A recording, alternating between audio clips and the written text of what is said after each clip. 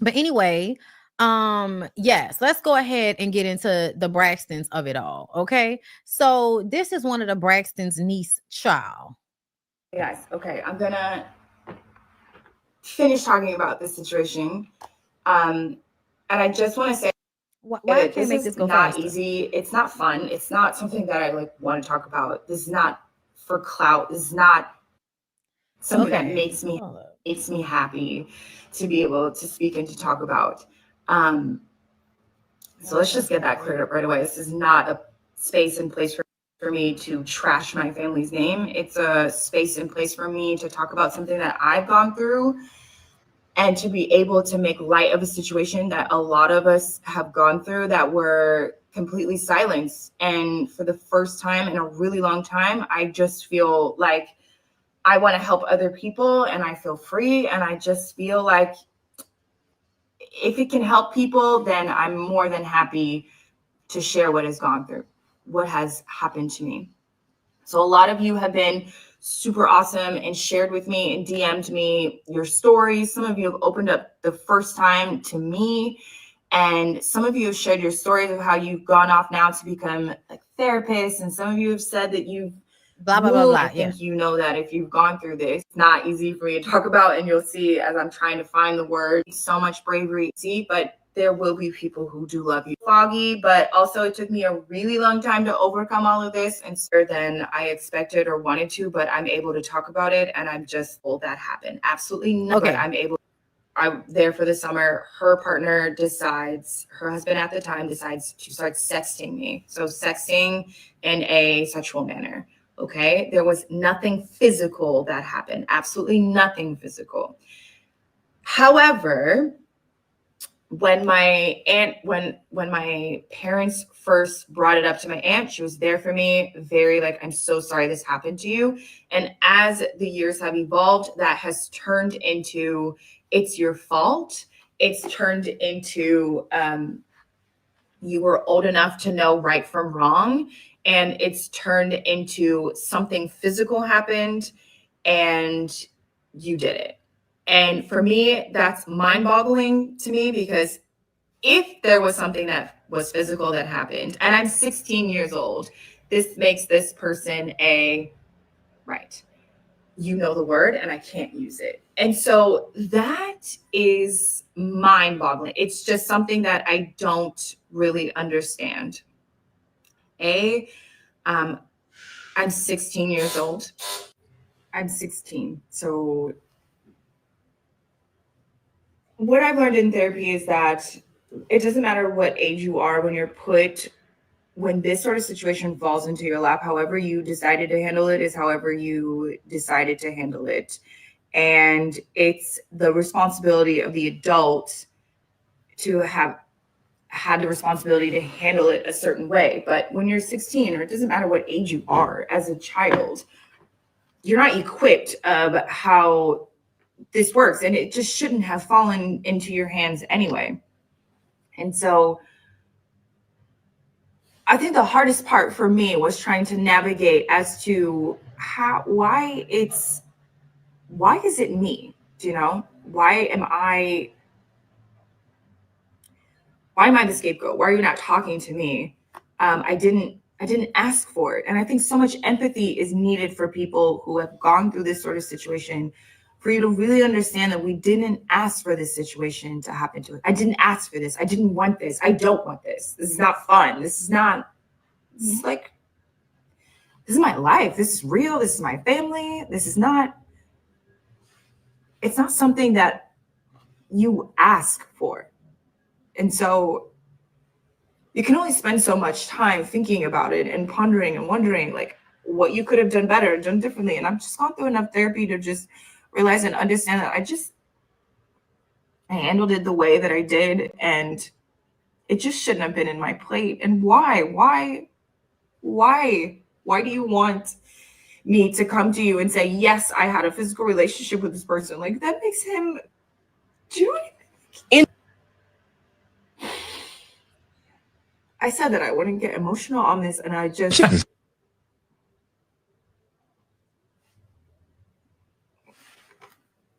don't know.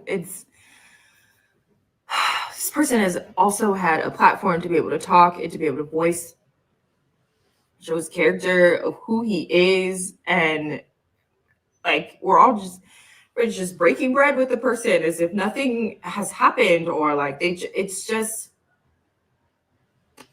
I don't know. I say all of this to say that there's so many of you who understand my frustration in this and my silence, and I've just been dealing with so many emotions of feeling so many, like I have to start another video, sorry. Okay, so that's basically the gist of the situation, right? And I'll just reiterate. So apparently at 16 years old, she was staying with one of the Braxtons, a family member. Yes, allegedly, we believe that this was Trina and Gabe proceeded to start sexting her. And the reason why people think it's Gabe is because Gabe was on the show sexting people, and it was an issue back then. And I also could see how it wasn't her fault back then, but now how it's become her fault now because he died. And it also makes me feel like I regret feeling sad about his passing. Um, but to me, it's given it's giving because he died, you now want to remember him in a better light. And so the things that he did, you no longer want to see it that way. And I saw somebody mention that in Jamie's video, she played a video, an interview between Trina and her husband. Was that when they were in the shade room? Either way, I feel like he was expressing how he didn't like the way she was grieving about Gabe. And a lot of us kind of felt like, why are you mad about the way she's grieving a dead person? Well, if you're grieving somebody who was sexting your 16-year-old niece the same way you're grieving your sister, I could see how that would be an issue. I could see how the man you're with now will be sitting up there looking at you like, you know what I'm saying? Like, why are you so hurt? And why are you having this response to this man that has done harm to your family in such a way? I if that's the interview that Jamie played, because I didn't get a chance to watch her video yet, but I saw her video, and I was in Erica's video and she mentioned it. And I was like, let me go look and find out what happened. So we were talking about it in the DMs, and I'm like, yeah, and this is a situation that happens. And one of the other videos she did, and y'all can go to her TikTok and watch all of the different videos that she did, to find out, whose child she is. Child, they got so many people in that fucking family. Please don't ask me to know which child she belonged to, but she's a Braxton, okay? Either way, it sounds as if the whole family kind of shunned her. She's been living in Europe for the past 9 years, so she doesn't even live there anymore, here anymore. But she says that at first she thought it was a black people thing. And I made me think about how many times y'all really think that white people or other ethnicities have shit figured out that black people don't. And it makes me think that y'all are not around those people, or you don't interact with any information about other ethnicities of people in order for you to believe that. Because to me, I feel like it is very plain to see the overall arcing male dominated world that we live in, the religious, all of that will lend to men being able to assault or harass and get away with it. And the family is going to protect the man. That happens in most people's situations. White people, Indian people, Asian people, black people, Latina people, they're always going to protect the man because the entire world, for the most part, at large, is a patriarchy. And that means they value men over women. Y'all know this. Y'all know this. You see it every day on social media, the difference in the way men respond to women in the way. I mean, everybody, not even just men, the way men are responded to versus the way women are responded to. You notice it with the way boys and girls are raised. Normally, boys are coddled and taught not to do certain things because that's a girl's work for you to do that. And then y'all make the little girls do all of this shit that y'all never make the boys do. And then you grow up and realize that, oh, wow, why am I the only one doing all of this stuff? All he got to do is cut the fucking grass once every week. I got to be up here washing dishes, washing clothes, cleaning the fucking house. And because he only does the outside shit that only needs to be done once a week, it's as if we're equal when we're really not. Right? Like you literally see it all over the place how men are pedestalized in comparison to women. So that is going to translate whenever men decide they want to be creepy or nasty and try to fuck on people they not supposed to be trying to fuck on, whether that's children or people in their families or girls who don't want the attention from them. They will be able to do what they want to do at some point, and the only people that will really be made to blame at the end of it is the victim, because we live in a victim blaming society. And of course, there are always exceptions to a rule, y'all. I hate people that act as if because you have one or two examples or your specific childhood, you didn't grow up seeing this. So you act as if the whole world is not having a similar experience. That's why I don't like whenever y'all, we see a story on blogs about somebody getting arrested for something that is so crazy in America to get arrested for, but you get arrested for it in Dubai or something like that. And everybody like, that's why y'all don't go over there acting like that. I get what you're saying. People should absolutely be aware of the laws because everywhere is not like America, but that doesn't make it right. And it's almost as if y'all feel like because other places have more oppressive laws, that makes it right because that's just how they live. No, they're being oppressed at a higher rate than we are. Everybody's being oppressed at some level. And people who live in certain countries, no matter what you view of them, they are being oppressed.